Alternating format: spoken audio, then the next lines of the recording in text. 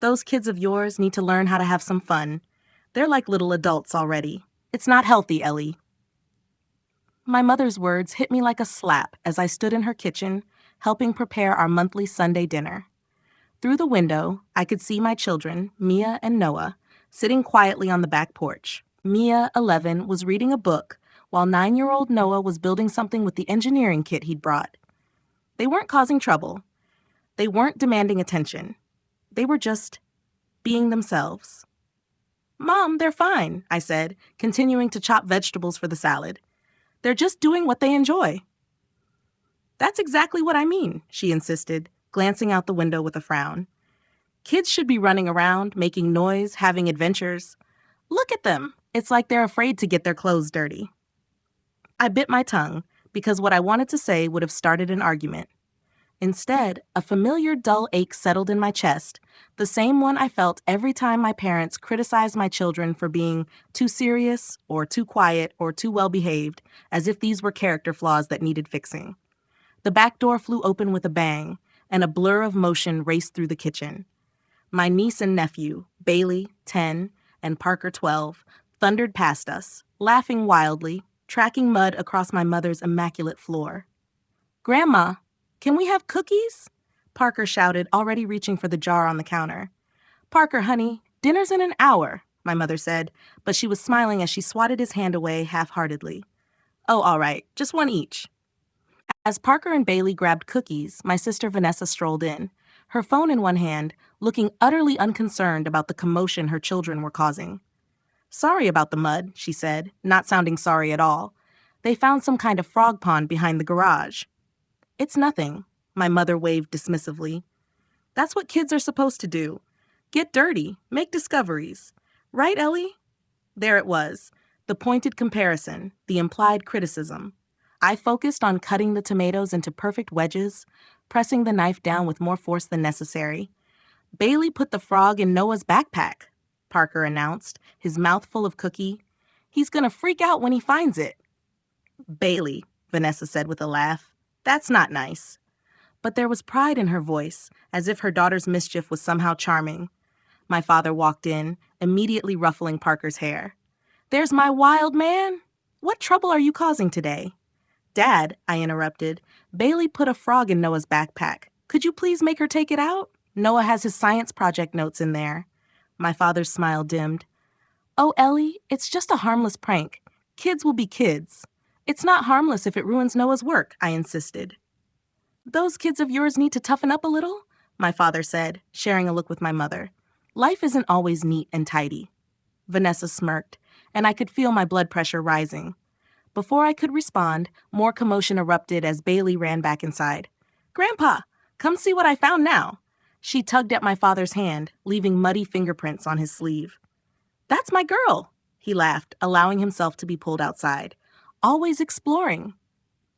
My mother watched them go with a fond smile before turning back to me. "See, Ellie? That's what childhood should be. Lively, real. Your kids are so contained. Don't you worry they're missing out?" "On having frogs put in their belongings?" I asked, unable to keep the edge from my voice. "On being children," she corrected, her tone suggesting I was being deliberately obtuse. "Your sister lets her kids express themselves. You've got yours so programmed, they're afraid to step out of line." The knife in my hand stilled. 20 years of similar comments flashed through my mind. The constant implication that my parenting was somehow deficient, that my children were somehow broken because they preferred reading to roughhousing, because they respected boundaries, because they considered consequences. "My children aren't programmed," I said quietly. "They're kind, thoughtful, and responsible. And they didn't get that way by accident."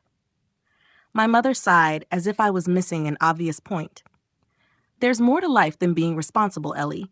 You should know that better than anyone. You were always such a serious child, too."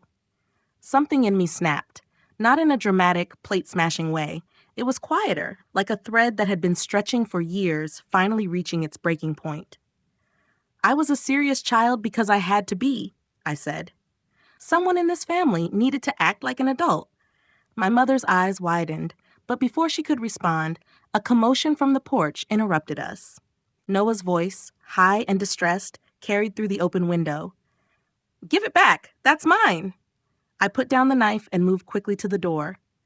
Outside, Parker was holding Noah's notebook high above his head while Bailey laughed. Mia was standing beside her brother, her face flushed with anger. Parker, give Noah his notebook back right now, I said firmly. We're just playing, Parker complained, not lowering his arm. It doesn't look like Noah is having fun, I pointed out. Give it back. My father, who was supposed to be supervising, was sitting nearby scrolling through his phone. He looked up with a frown. They're just fooling around, Ellie. Don't make such a big deal out of everything.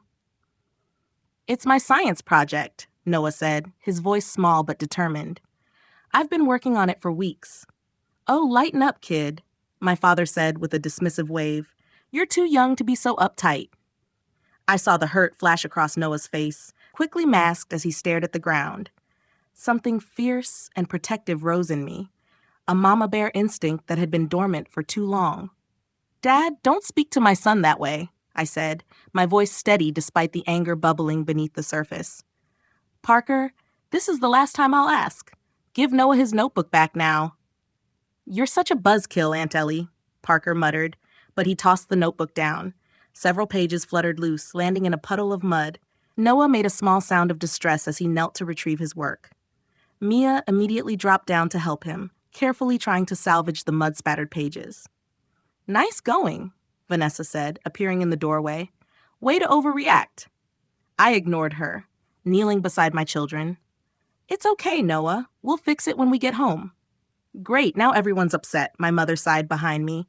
This is supposed to be a family dinner, not a drama. I stood up slowly, facing my family. They were all looking at me like I was the problem.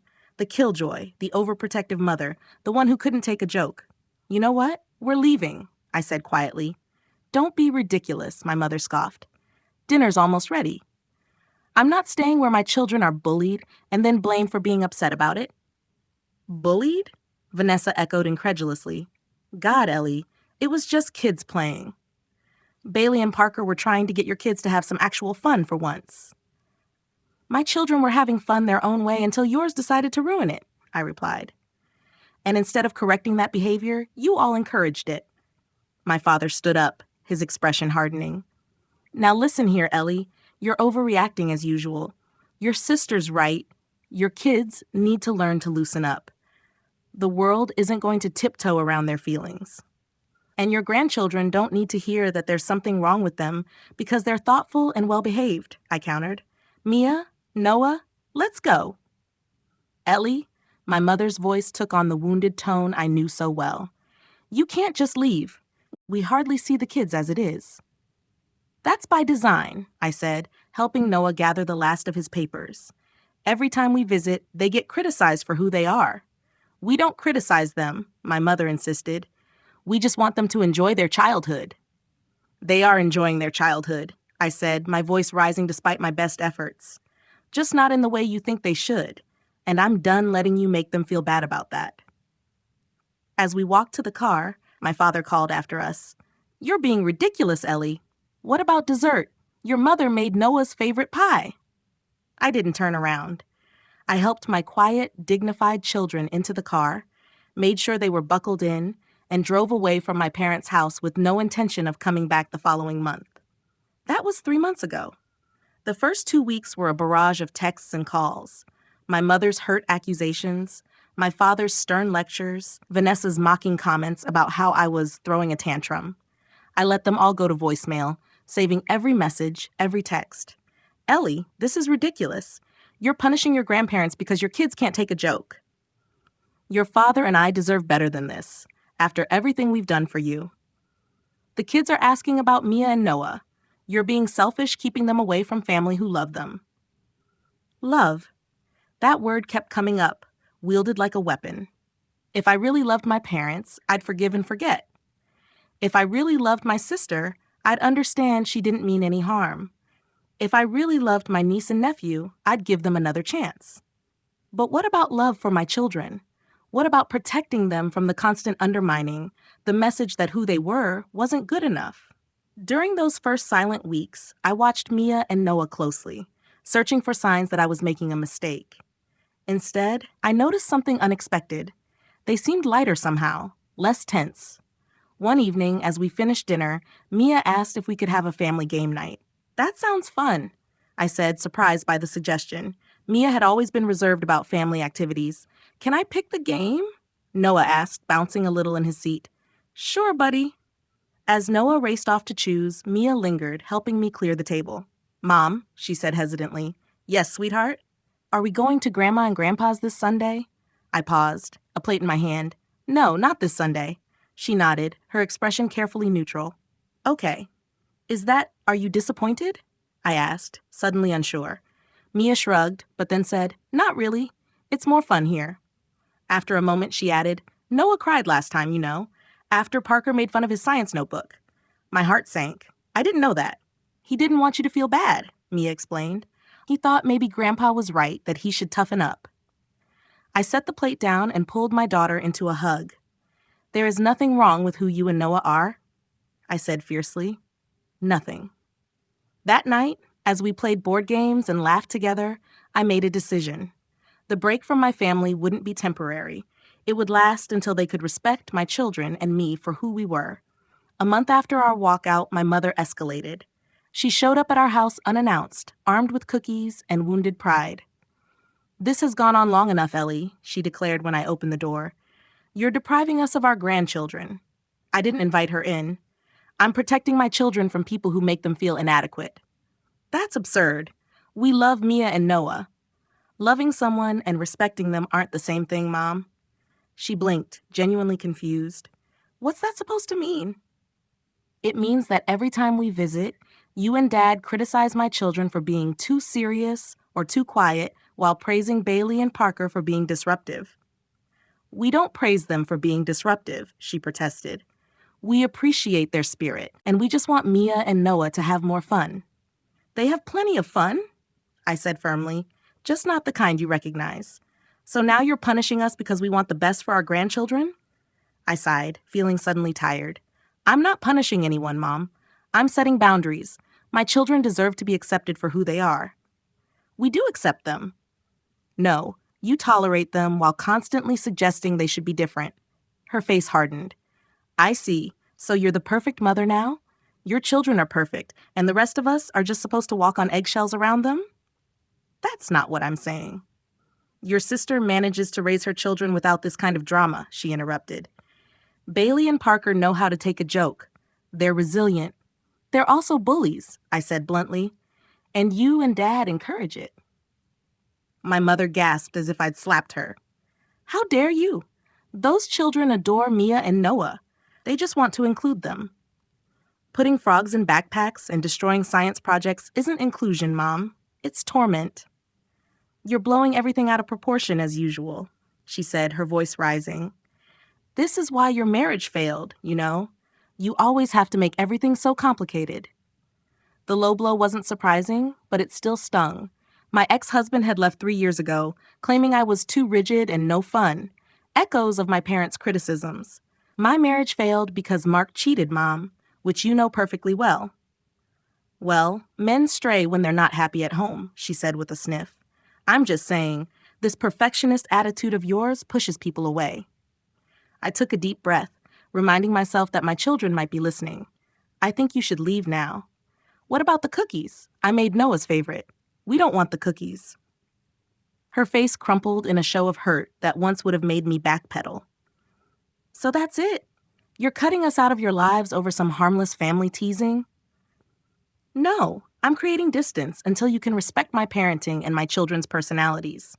When you're ready to do that, we can talk about rebuilding our relationship. Your father will be hearing about this, she warned, as if that threat still held power over me. I'm sure he will, I agreed calmly. Goodbye, Mom. As I closed the door, I felt a strange mix of sadness and relief. For years, I'd been caught in a cycle of seeking my parents' approval, then feeling guilty when standing up for myself upset them. It was exhausting, and I was done with it. The fallout was swift and predictable. My mother told everyone who would listen that I was keeping her grandchildren from her out of spite. My father left angry voicemails. Vanessa sent snarky texts suggesting I needed therapy for my control issues. But for the first time, their disapproval didn't send me into a tailspin of self-doubt. I'd spent my whole life trying to please them, to be the good daughter, while Vanessa got away with everything. I'd raised my children to be respectful and considerate, only to have those qualities mocked by the very people who should have valued them. No more. 2 months after our walkout, I received an unexpected call from my Aunt Susan, my mother's sister who lived in Oregon. We weren't close, but she'd always been kind to me. "Ellie, it's Aunt Susan. Got a minute?" "Of course," I said, surprised. "Is everything okay?" "That depends on your definition of okay," she said dryly. "Your mother's been bending my ear about this feud you're having." I sighed. "It's not a feud, Aunt Susan. I'm just setting boundaries." "About time," she said, startling me. "Look, I'm not calling to lecture you. Quite the opposite. I wanted to tell you I understand." "You do?" "Honey, your mother did the same thing to me growing up. I was the boring sister while she was the life of the party. When my kids were young, she'd compare them to your cousins all the time. Sis, it's why we moved across the country." I sat down heavily on the couch. I had no idea. Of course not. In your mother's version, I moved away because I was jealous of her perfect life. She paused. "Ellie, I just wanted you to know you're not crazy, and you're not alone."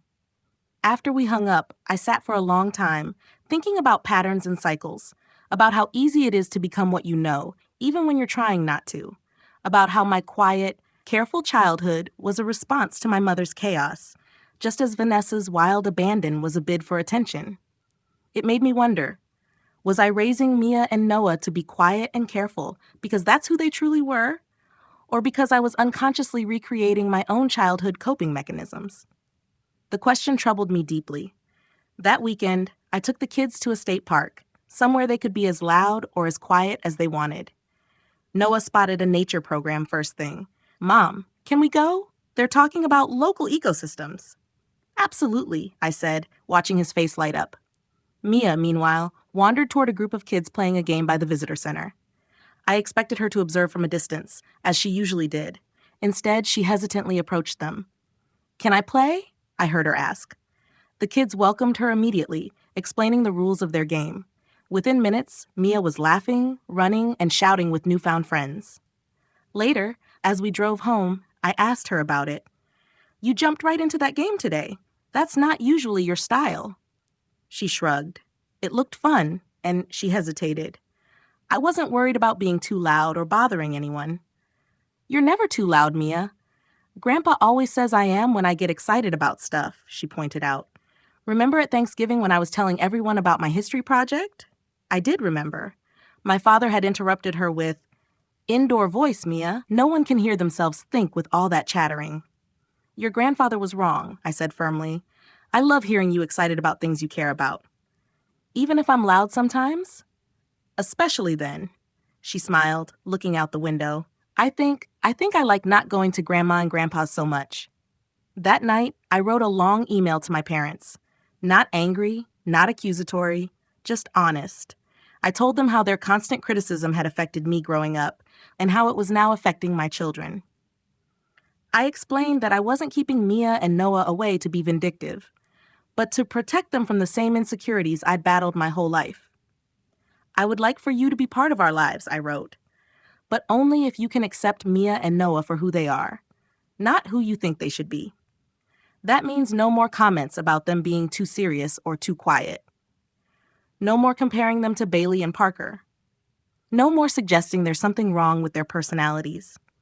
It also means acknowledging when Bailey and Parker's behavior crosses the line from playful to hurtful, and not dismissing my children's feelings when they're upset." I didn't expect a positive response, and I didn't get one. My father replied with a terse message. "Families don't work this way, Ellie. You don't get to dictate terms. Your mother is heartbroken." Vanessa was more direct. "Way to make Mom cry again. You always have to be the victim, don't you?" My kids miss their cousins, but I guess your grudge is more important than family. I didn't respond to either message. Instead, I focused on my children, watching them bloom in an environment free from constant criticism. Noah joined a science club at school, coming home bubbling with excitement about experiments and discoveries. Mia tried out for the school play, something she'd always been too self-conscious to do before, and got a speaking part. "Mom, I need to practice my lines," she announced one evening. Can you help? Of course, I said, setting aside my laptop. What's the play about? It's about a kingdom where everyone has to follow all these rules about who they're supposed to be, she explained. And there's this one princess who doesn't fit in because she likes to climb trees and learn about dragons instead of doing princess stuff. Sounds like my kind of princess, I said with a smile. Mine too, Mia agreed. At first, everyone tells her she's doing everything wrong, but by the end, they realize she's actually really brave and smart, and being different isn't bad. The irony wasn't lost on me. That's a great message. Mia nodded thoughtfully. Mom, do you think Grandma and Grandpa will ever come see me in the play? The question caught me off guard. I don't know, sweetheart. Would you like them to? She considered this, her face serious. Maybe, if they promise not to say anything mean. I can't promise they won't say anything mean, I said honestly, but I can promise that I won't let it stand if they do. She nodded, seemingly satisfied with that answer. Then maybe they could come. I think I'd be okay with that. That conversation stayed with me for days. My children weren't asking for permanent separation from their grandparents, just for basic respect and kindness. It seemed so simple, yet apparently so impossible for my parents to provide. 3 months after our last disastrous Sunday dinner, my phone rang with my father's number. I almost didn't answer, but something made me pick up. Ellie, he said, his voice gruff. We need to talk. I'm listening, I said cautiously. Your mother and I, he hesitated. We've been thinking about what you said in your email. This was unexpected. Okay. Susan called us, he continued. Gave us quite an earful, actually. Said we were going to lose you and the kids if we didn't take a hard look at ourselves. I made a mental note to send Aunt Susan flowers. She's not wrong, Dad. He sighed heavily. I didn't realize, we didn't think. It was just family teasing, Ellie. We didn't mean any harm. I know you didn't, I said, but intention doesn't change impact. The kids hear the message loud and clear. There's something wrong with them if they're not loud and rambunctious like Bailey and Parker. There was a long pause. Your mother wants to know if we can see the kids. She misses them. I have conditions, I said firmly. Ellie. Non-negotiable conditions, Dad. No criticizing the kids for being too serious or too quiet. No comparing them to Bailey and Parker. And when Bailey and Parker are mean to them, you step in instead of telling my kids to toughen up. Another long pause. Fine, he finally said. But this goes both ways. You can't criticize how Vanessa raises her kids either. I don't criticize how Vanessa raises her kids, I pointed out. I criticize how you and Mom allow Bailey and Parker to treat Mia and Noah. There's a difference. Always have to have the last word, he muttered, but without real heat. All right, Ellie. We agree to your terms. Now will you bring the kids over? Your mother's making herself sick over this. It wasn't a perfect response. There was no real acknowledgement of the deeper issues, no apology. But it was a start. Mia has a school play in 2 weeks, I said. She'd like you to come. A play? My father sounded surprised. That doesn't sound like Mia. Maybe you don't know her as well as you think you do, I suggested mildly. She's playing a princess who doesn't follow the rules. He chuckled at that. Well, I'll be damned. Guess she's got a little fight in her after all. She always did, Dad. You just weren't looking for it in the right places. After we hung up, I didn't feel the rush of vindication I'd expected. Instead, I felt something quieter, a cautious hope mixed with firm resolve. My parents might never fully understand, but they'd agreed to try, and I would hold them to it for my children's sake. The night of Mia's play, my parents arrived early, sitting stiffly in the auditorium seats beside Noah and me. My mother had brought flowers for Mia, a peace offering of sorts. How's school going, Noah? My father asked awkwardly. Good, Noah replied, eyeing him warily. I got picked for the science fair. Is that right? My father nodded, visibly restraining himself from making a comment about more serious stuff. What's your project about? Renewable energy, Noah said, perking up slightly. I'm building a mini wind turbine. That's actually pretty impressive, my father admitted. You design it yourself? Noah nodded, and for the first time in as long as I could remember, my father looked at him with something approaching genuine interest instead of bemused tolerance. I'd like to see that sometime, he said, and Noah's small smile was worth every difficult conversation, every tense standoff of the past 3 months. When Mia took the stage, her face glowing with excitement beneath her costume crown, I felt tears prick my eyes. She delivered her lines clearly, her voice carrying through the auditorium without a hint of the self-consciousness that had plagued her for so long. Beside me, my mother whispered, "She's wonderful, Ellie. I had no idea she could do this." "There's a lot about them you don't know," I said quietly. The play ended with the rebel princess saving the kingdom, proving that different didn't mean wrong. As the audience applauded, my father leaned over. "You've done a good job with them, Ellie," he said gruffly. "They're good kids." It wasn't a full apology or acknowledgement of past wrongs. It wasn't a guarantee that things would be perfect going forward.